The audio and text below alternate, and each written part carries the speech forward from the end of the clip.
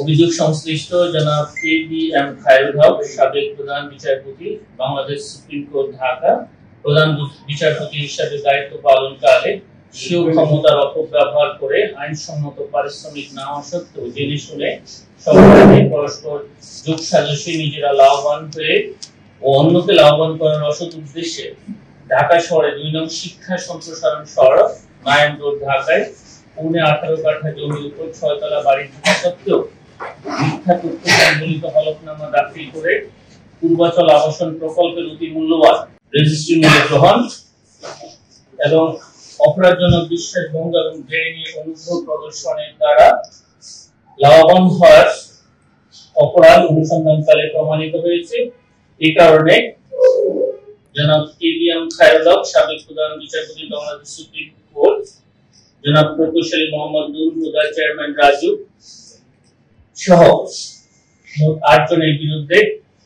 দণ্ডবিধির ১৬১, ১৬৩, ৪০৯, ৪২০, ১০৯ ও দুর্নীতি প্রতিরোধ আইন ১৯৪৭ 5 2 ধারায় একটি মামলা রুজুর সিদ্ধান্ত গৃহীত হয়েছে। বেসিক ব্যাংকের সাবেক পরিচালনা পর্ষদ, বেসিক ব্যাংক গুলশান শাখা হতে প্রেরিত ঋণ প্রস্তাবে সকল নেতিবাচক দিক এবং প্রধান কার্যালয়ে ঋণ কমিটির সবার সিদ্ধান্ত না নিয়ে পর্ষদ সভায় ঋণ প্রস্তাবনা গ্রাহক 4S স্টিল লিমিটেড নামক ভুয়া প্রতিষ্ঠানের অনুকূলে ৩০ কোটি টাকা ঋণ অনুমোদন করা হয়। শাখা হইতে প্রেরিত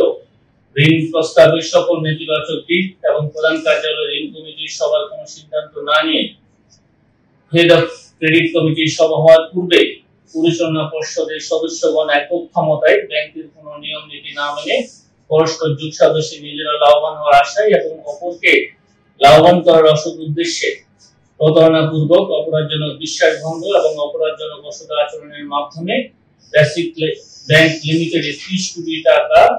ঋণ প্রদান পূর্বক আত্মসাতের অপরাধ অনুসন্ধানকালে প্রমাণিত হয়েছে। এই কারণে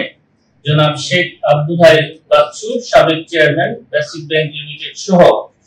মোট ১৭ জনের বিরুদ্ধে দণ্ডবিধির সংশ্লিষ্ট ধারায় এবং দুর্নীতি প্রতিরোধ আইন ১৯৪৭ সংশ্লিষ্ট ধারায় একটি মামলা রুজু করা হয়েছে।